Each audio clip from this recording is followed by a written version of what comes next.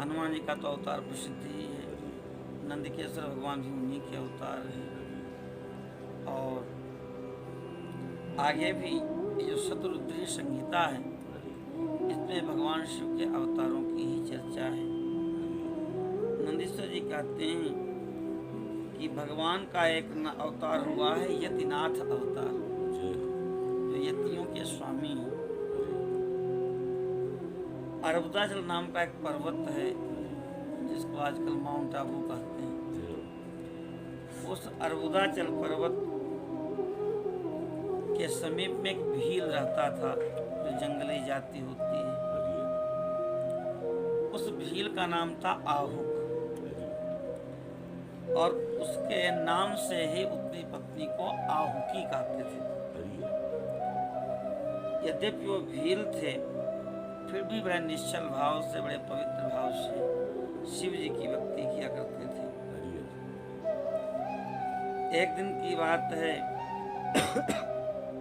वह शिव भक्त भील अपनी पत्नी के लिए आहार लेने के लिए जंगल में बहुत दूर चला गया,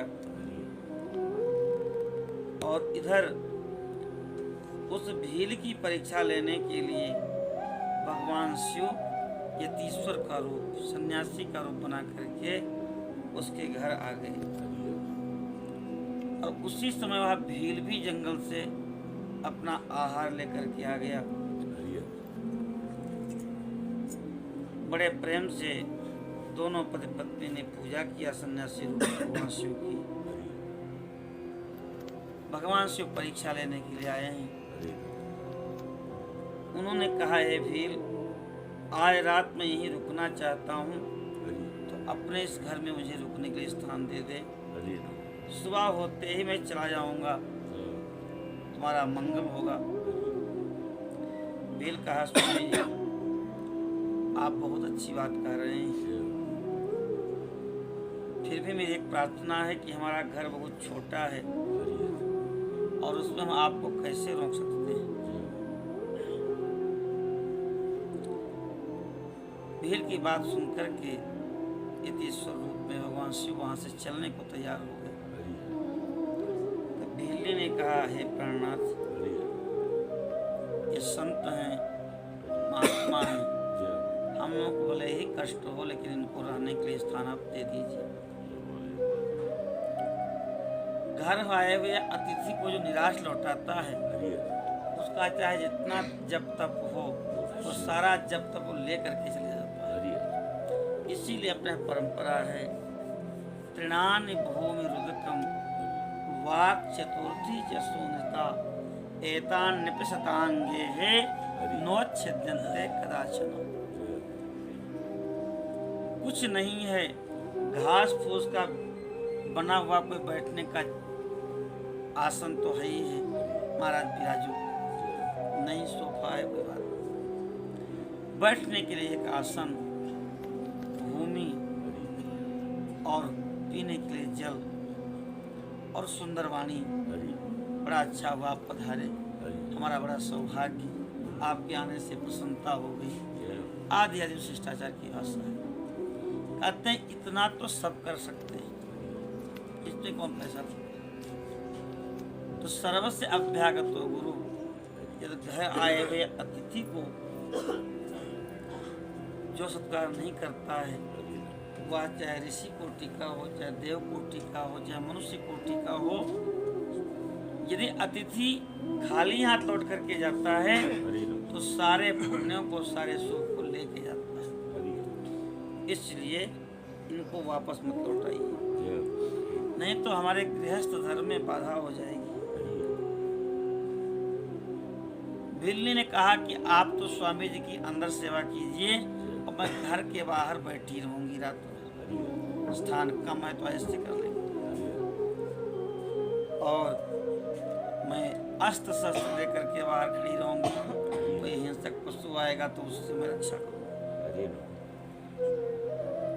धर्मपत्नी की, धर्मशास्त्री की बात सुनकर के भील ने कहा, विचार किया कि स्त्री घर के बाहर रहे और मैं घर के अंदर रहूं, ये कहाँ उचित है। और ये सन्यासी जी चले जाए रात्रि के समय, ये भी हमारे लिए अधर्म कारक है। अच्छा, मुझे ही घर के बाहर रहना चाहिए,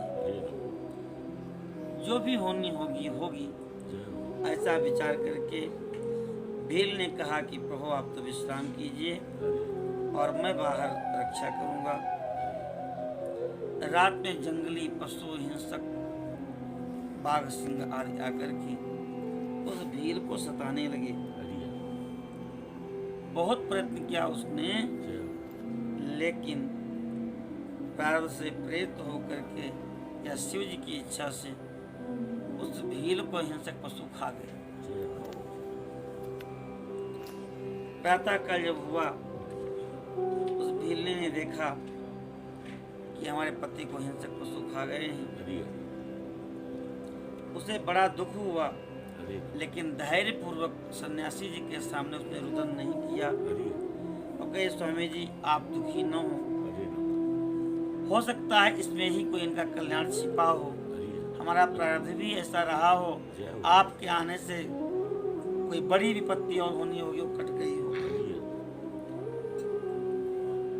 ये धन्य है कि एक सन्यासी की सेवा में इन्होंने तो जीवन दान दे दिया, कृतार्थ हो गए, इनको ऐसी मृत्यु मिली। प्रभु अब आशीर्वाद दीजिए, हम इनकी अस्थियों को लेकर के और चिता में भस्म हो जाएं, क्योंकि यही एकमात्र हमारे सहारा थे। चिता जलाई है शिव जी ने और उस भीलनी ने उसी में प्रवेश किया। जब वह जलने लगी तब वह सन्नी जो शिव जी थे यतीश्वर रूप में, वो साक्षात शिव के रूप में प्रकट हो